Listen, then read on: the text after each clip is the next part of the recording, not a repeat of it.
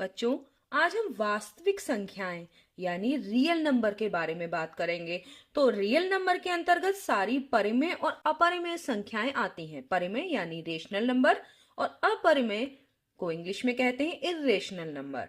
तो परिमेय संख्याएं क्या होती हैं ये आप पहले से भी जानते होंगे कि जिन्हें पी बटे क्यू यानी अंश और हर में लिखा जा सके, और जहां पर ये हर जो है वो जीरो ना हो। ठीक है, तो ये परिमेय संख्या होती है। और जहां पर पी और क्यू क्या है, पी और जो ये क्यू है ये पूर्णांक है। पूर्णांक, अब पूर्णांक आप जानते होंगे कि पूर्णांक क्या होते हैं। जैसे कि आप लिखे माइनस की संख्याएं जो हैं पूर्ण संख्याएं, ये देखिए, और 0 और 1 2 3, ये सब आप जानते हैं कि ये पूर्णांक होते हैं। तो ये पूर्णांक P और Q यहां पर जो है ये पूर्णांक होने चाहिए, और जो हर है वो शून्य ना हो। तो ये परिमेय की कंडीशन है, ये परिमेय संख्याओं को प्रदर्शित करता है। तो अब इसमें परिमेय संख्याओं में भी धनात्मक परिमेय संख्याएं, धनात्मक परिमेय संख्याएं ये क्या होती हैं, और धनात्मक परिमेय संख्या के साथ ऋणात्मक परिमेय संख्या क्या होती है। तो पहले हम धनात्मक परिमेय संख्या समझते हैं। 1/8, 4/7, 2/5, ये सब धनात्मक परिमेय संख्याएं। आप देख रहे हैं कि इसमें अंश और हर दोनों धनात्मक है, तो ये धनात्मक परिमेय संख्याएं हो गई। इसके साथ अगर ये, इनको हम क्या कहेंगे, इनको हम भिन्न भी कहते हैं, क्योंकि इसमें अंश और हर धनात्मक है तो ये भिन्न भी हैं। तो ये धनात्मक परिमेय संख्याएं। इसके अलावा -4/-7 ये भी धनात्मक परिमेय संख्या है। क्यों? क्योंकि इसमें से माइनस माइनस आपका कैंसिल हो जाएगा और ये 4/7 है। इसको हम भिन्न रूप में बदल सकते हैं, क्योंकि इसको क्या अगर करें -1 से ऊपर गुणा और -1 से नीचे गुणा तो क्या हो जाए 4/7 यानी 4/7 आ जाएगी, और ये भिन्न रूप में है और इसे भिन्न रूप में बदल सकते हैं। और दूसरा, ये धनात्मक परिमेय संख्या के रूप में आता है। ठीक है, ऋणात्मक परिमेय संख्या,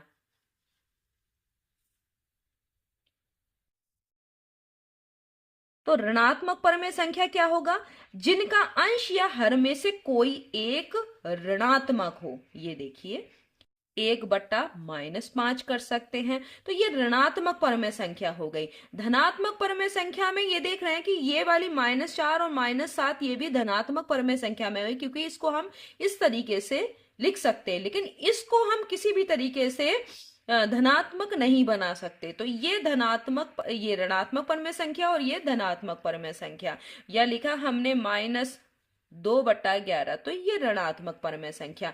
अब एक प्रश्न ये उठता है, क्या क्या पूर्णांक जो हैं वो परिमेय के अंतर्गत आते हैं? परिमेय संख्याएं हैं, तो हाँ, सभी पूर्णांक परिमेय संख्याएं हैं। क्यों? क्योंकि देखिए, पूर्णांक आप कोई सा भी लीजिए, जैसे आपने लिया पूर्णांक 2, अब इसको हम इसे 2/1 के रूप में भी तो लिख सकते हैं। पूर्णांक 2 को हम इस तरह से भी लिख सकते हैं। तो ये आप देखिए अंश और हर के रूप में लिख सकते हैं इसी तरह से परिमेय संख्या। तो ये हो गई ना परिमेय संख्या।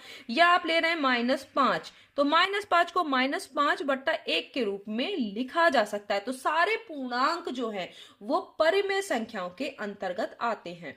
अब परिमेय संख्याओं में और कौन कौन से आते हैं जिनका आप पूरा मान निकाल सके। जैसे कि अगर आप कह रहे हैं 2/5, तो 2/5 का मतलब क्या करना है आपको, 5 से भाग देना है 2 में, तो दशमलव लगाएंगे, 0 बढ़ गया, 5/20, ये पूरा पूरा विभाजित हो गया और इसका जो भागफल है 0.4 आ रहा है, तो ये परिमेय में आ गई।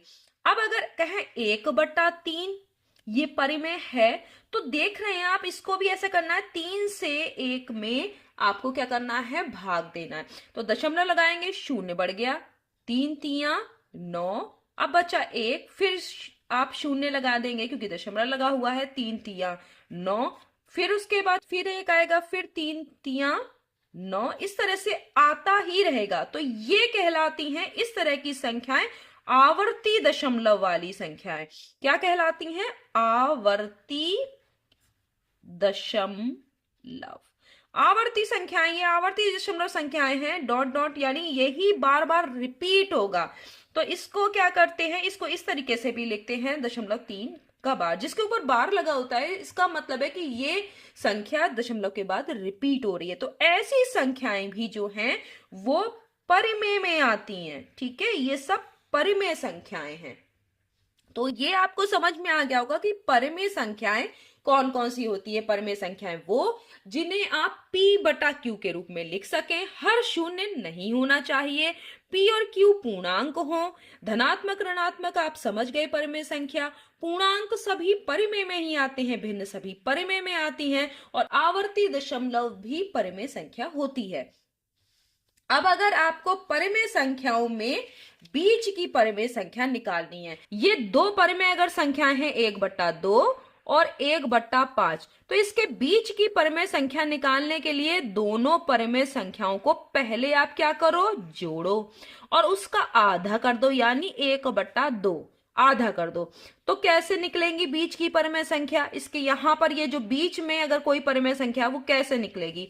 इन दोनों का करोगे तो आप एलसीएम लोग, तो इसमें ये अभाज्य संख्याएं हैं, अभाज्य संख्याएं तो इनका होगा 5 दूनी 10, इनकी गुणा, फिर 2 को 2 से 10 में भाग देंगे तो 5 बार जाएगा, 5 की 1 से गुणा 5 आएगी, फिर यहां पर कितना आएगा 5 दूनी 10, क्योंकि 2 की 1 से गुणा करेंगे 2 ही आएगा, और गुणा में 1/2, तो क्या हो गया 7/10 गुणा 1/2, तो यहां पे क्या हो गया 7/20, 7 की 1 से गुणा 7, 10 की 2 से गुणा 20, तो ये हो गई 1/2 और 1/5 के बीच की संख्या परिमेय।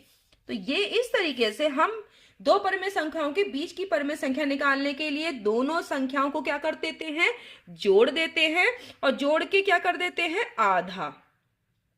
ठीक है, तो इस तरीके से बीच की परिमेय संख्या निकल आती है।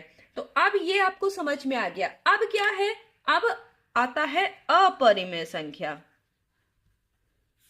ठीक है, अपरिमेय संख्या वो होती हैं जिन्हें P बटा Q के रूप में आप नहीं लिख सकते, इस रूप में आप नहीं लिख सकते। ठीक है, तो ये अपरिमेय संख्याएं कहलाती हैं, और इनमें जैसे कि आपका वर्गमूल 2, वर्गमूल 3, इनको आप ऐसे नहीं लिख सकते, या पाई का मान आपका जो 22/7 है वो रियल वैल्यू नहीं है, वो सन्निकट मान है, यानी लगभग करीब का मान, जिसको कि हम 22/7 लगभग के लिए क्वेश्चन को सॉल्व करने के लिए मान लेते हैं, लेकिन पाई का मान जो है 22/7 नहीं है, एक्यूरेट वैल्यू नहीं है पाई की ये। तो ये सब इसके अंतर्गत आता है, √5।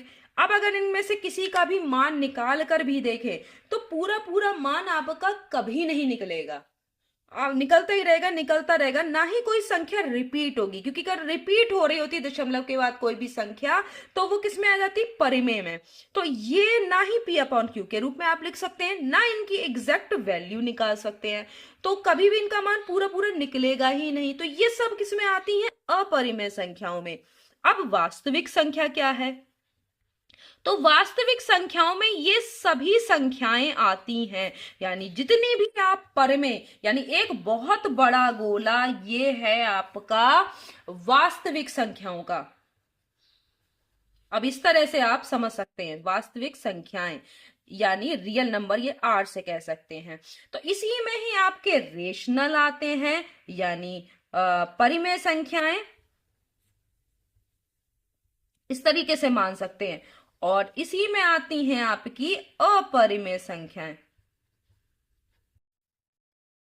और इस बड़े गोले में ही अगर आप देखें तो पूर्णांक भी आता है, इसी के अंदर एक गोला बना लीजिए तो इसी में ही पूर्णांक आएगा, और पूर्णांक के अंदर क्या आएगा, पूर्ण संख्याएं, और पूर्ण संख्याओं के अंतर्गत क्या आएगा, प्राकृतिक संख्याएं। इसको इस तरह से भी दिखा सकते हैं कि अगर हम परिमेय संख्याओं को देखें तो परिमेय संख्याओं को अगर हम लिखें रेशनल नंबर, और तो ये R है यानी परिमेय, ये परिमेय का गोला है और इसके अंतर्गत ही आपका आता है पूर्णांक यानी इंटीजर, पूर्णांक। ठीक है, इसको इंग्लिश में इंटीजर बोलते हैं। और इसी के अंतर्गत क्या आएगा आपका होल नंबर यानी पूर्ण संख्याएं, और उसी के अंतर्गत क्या आएगा आपका नेचुरल नंबर यानी प्राकृतिक संख्याएं।